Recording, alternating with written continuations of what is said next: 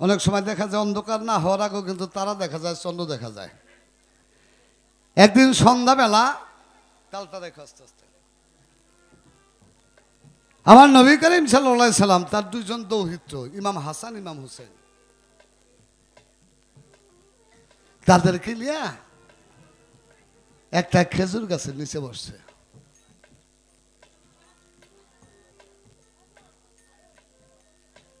আমার নবীজি ইমাম হাসানকে ডাকছে, নানা। বলে কি নানা? বলে আমি তোমাকে একটা প্রশ্ন করি। বলে নানাজি কি প্রশ্ন? বলে তোমাকে যদি পৃথিবীতে আঘাত করে কেউ অন্যায়ভাবে, তুমি কি করবে? ছোট করে বলছে, তালটা রেখো। হ্যাঁ ঠিক আছে। ইমাম হাসান বলে, নানাজি কেউ যদি আমাকে অন্যায়ভাবে আঘাত করে আমি তাকে ক্ষমা করে দেব। আবার তাকে প্রশ্ন করলো, নানা তারপরও যদি আঘাত করে? আমার নবী করিম সাল্লাল্লাহু আলাইহি সাল্লাম বলতেছে, নানাজি আমি তারপরও তাকে ক্ষমা করে দেব। আমার নবীজি বলে, হাসান তারপরও যদি তোমাকে আঘাত করে? আমার ইমাম হাসান বলে, নানাজি আমি তারপরও তাকে ক্ষমা করে দেব। আমার নবীজি খুব খুশি হলেন কথাটা শুনে। ইমাম হাসানকে দেখে বলল, নানাজি আকাশের পানে তাকাও তো। তাকাইছে, বলে সে দেখো ওই যে একটা তারকা দেখা যায়। বলে হ নানাজি। বলে ওই যে তারকাটা দেখা যায়, ওই তারকাটা কিন্তু তারকা না। বলে কি? বলে ওই তারকাটা হলো একটা মানুষের রুহু, একটা মানবের রুহু। ওই রুহুটা একদিন তোমার বংশে আসবে এবং সে আহলে বায়াতের যুগে বেলায়েতের সম্রাট হবে। তার নাম হবে শেখ মহিউদ্দিন আব্দুল কাদের। এই ভবিষ্যৎবাণী করলো কে? আমার নবী করিম সাল্লাল্লাহু আলাইহি সাল্লাম। কোন সময়? যখন বড় পীর আব্দুল কাদের জিলানীও আসে নাই, তার বাবাও জন্ম হয় নাই, মাও জন্ম হয় নাই, তারও অনেক আগে। আমার বড় পীর আব্দুল কাদের জিলানী জন্ম নিয়েছে 470 হিজরিতে, অর্থাৎ নবী করিম সাল্লাল্লাহু আলাইহি সাল্লাম মক্কা থেকে মদিনায় যে হিজরত করেছে সেদিন থেকে হলো হিজরি সনগণনা শুরু। আমার নবী করিম সাল্লাল্লাহু আলাইহি সাল্লাম মদিনায় গিয়েছে তারও 470 বছর আগে আমার নবী করিম সাল্লাল্লাহু আলাইহি সাল্লাম এই ভবিষ্যৎবাণী করেছে বড় পীর সম্পর্কে। ডাক দিস ইমাম হুসেনকে, বলে নানা। ইমাম হোসেন বলে কি নানাজি? বলে আমি আপনাকে তোমাকে একটা প্রশ্ন করব। বলে বলেন কি প্রশ্ন নানাজি? বলে তোমাকে যদি কেউ অন্যায়ভাবে আঘাত করে? আমার ইমাম হোসেন বলে, নানাজি যদি আমাকে আঘাত করে আমি তাকে ক্ষমা করে দেব। বলে এরপর যদি আঘাত করে? বলে আমি তাকে ক্ষমা করে দেব। বলে এরপরে যদি অন্যায়ভাবে আঘাত করে?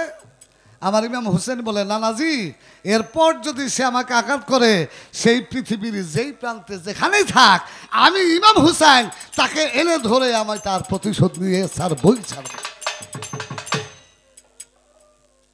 আমার নবীজি মুস্কি হেসে দিয়ে বলে, ইমাম হুসাইন তুমি একটু আকাশ পানে তাকাও তো। নাতি কিন্তু দুইজন, খেয়াল করে। বড়জন বলল যে 3 বার আমাকে মারলো আমি তাকে ক্ষমা করে দেব।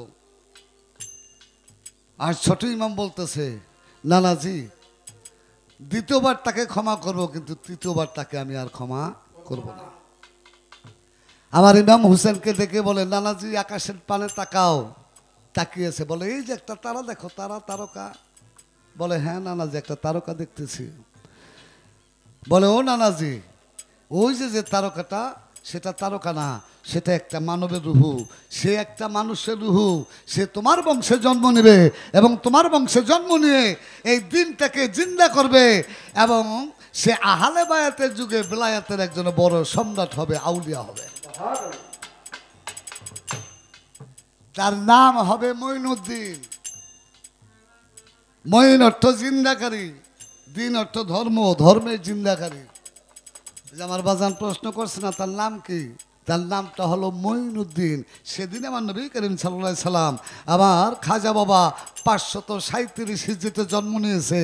আমার খাজা বাবার জন্ম নেওয়ারও 537 বছর আগে আমার নবী করিম সাল্লাল্লাহু আলাইহি সাল্লাম ইমাম হাসান এবং ইমাম হুসেনকে নিয়ে সেই ভবিষ্যৎবাণী করেছিল।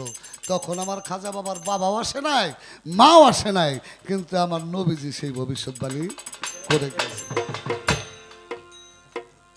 আমার মনে হয় প্রশ্নটা এইভাবেই মনে হয় আমার পেঁয়াজ দিয়া জিজ্ঞেস, আমি বুঝছি যেইভাবে প্রশ্ন ছিল আমি তার জবাব করার চেষ্টা করলাম।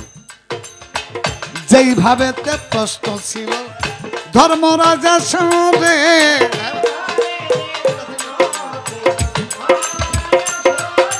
যেইভাবে জিজ্ঞাসা করে ধর্মরাজা সরে, আস্তে ধীরে জবাব দিল হে মায়ের সরকার।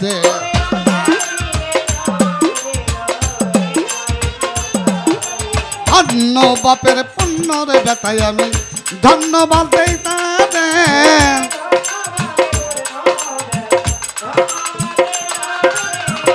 যেইভাবে আমার কাছে জিজ্ঞাসা করে।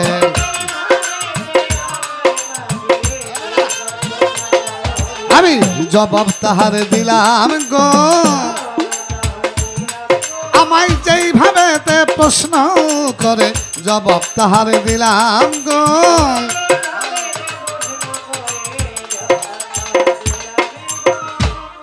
বাবা একটা কথা বলি, খাজা বাবা একজন আল্লাহর ওলি, আমার বড় পীর আব্দুল কাদের জিলানী একজন আল্লাহর ওলি, তাও জবরদস্ত আল্লাহর ওলি। কেমন আল্লাহর ওলি? তারা হলো মাদারজাত আল্লাহর ওলি। মাদারজাত আল্লাহর ওলি এর বাংলা অর্থ কি জানেন? মাতৃগর্ভ থেকেই যারা আল্লাহর ওলি হয়ে ধরাধামে পদার্পণ করে। বেলায়াত হলো দুই প্রকার, একটা হলো আমলি বেলায়াত, আর একটা বেলায়াতের নাম হলো নজুলি বেলায়াত। নজুলি বেলায়াত কারে কয় জানেন? যেটা আল্লাহ সরাসরি তার বান্দাকে দিয়ে থাকে, সেটা হলো নজুলি বেলায়াত। আর একটা হলো আমলি বেলায়াত, পীরের কাছে গিয়ে পীরের কর্ম করে, মুর্শিদের কর্ম করে, আমল করে, আরাধনা করে তারপরে বেলায়াত হাসিল করতে হবে। ও বাবা, আমার খাজা বাবা নজুলি বেলায়াতের অধিকারী, আমলি বেলায়াতের অধিকারী। আমার বড় পীর আব্দুল কাদের জিলানী নজুলি বেলায়াতের অধিকারী, আমলি বেলায়াতের অধিকারী। এই জন্য তারা অলি কুলের শিরোমণি, বেলায়াতের সম্রাট। এই জন্য তারা আল্লাহর জবরদস্ত অলি, জবরদস্ত অলি। তাদের জীবনে 2-4-10টা কইলেও ফুরাইব না। যে যতটুকু জানে ততটুকু শোনা কইব কি বাবা, যার যতটুকু অভিজ্ঞতা আছে। আমার খাজা বাবা মঈনুদ্দিন চিশতি রহমাতুল্লাহ আলাইহি, এই যে আমার বাবাকে একটা গান করছে, গানের মধ্যে কথা কইছে, খুব ভালো লাগছে, খেয়াল করছেন নি? একটা দরবারে লক্ষ লক্ষ জাকের থাকে, শিষ্য হলো 4 প্রকার: শিষ্য, সেবক, দাস, ভক্ত। শিষ্য, সেবক, দাস, ভক্ত।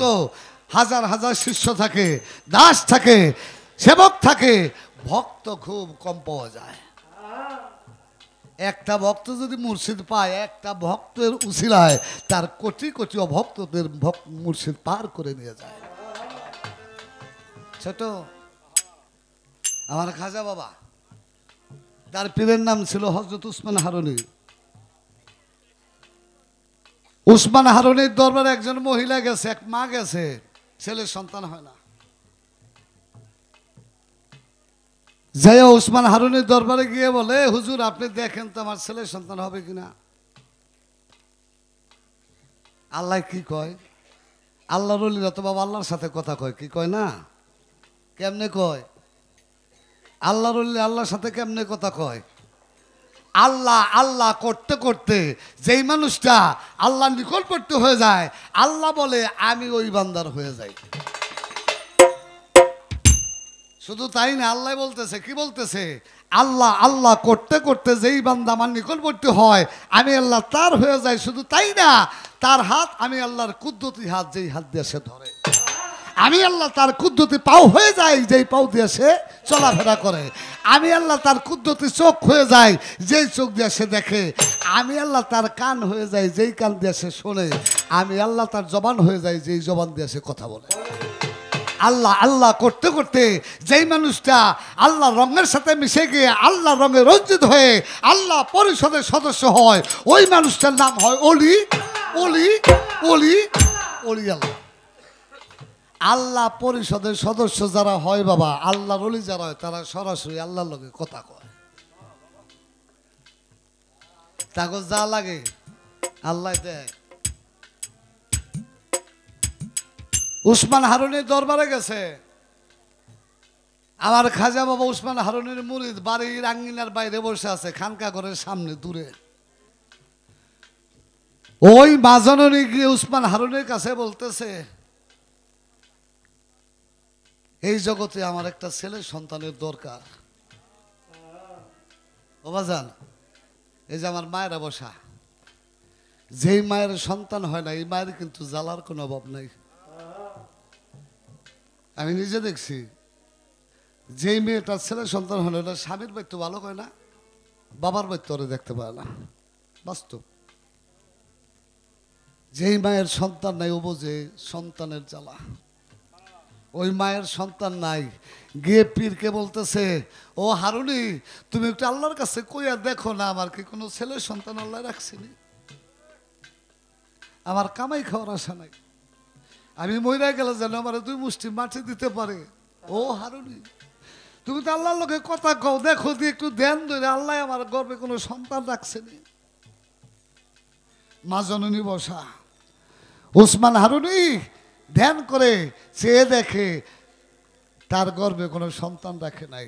যখন ধ্যান করেছে, আল্লাহর সাথে, আল্লাহর অলির সাথে সরাসরি সংযোগ হয়ে গেছে।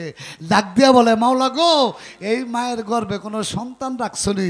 আমার আল্লাহ বলে, হারুনি রে, ও বন্ধু, ওই মায়ের গর্বে কোনো সন্তান আমি রাখি। উসমান হারুনির কাছে যখন মুখ ফিরে গেল যে তোমার কোনো ছেলে সন্তান নেই, ওই মা কাঁদতে কাঁদতে বাড়ি থেকে বের হয়েছে।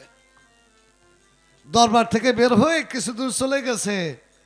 আমার খাজা বাবা মঈনুদ্দিন চিশতি চেয়ে দেখে একটা মা দুঃখিনী কাঁদতে কাঁদতে যাইতেছে।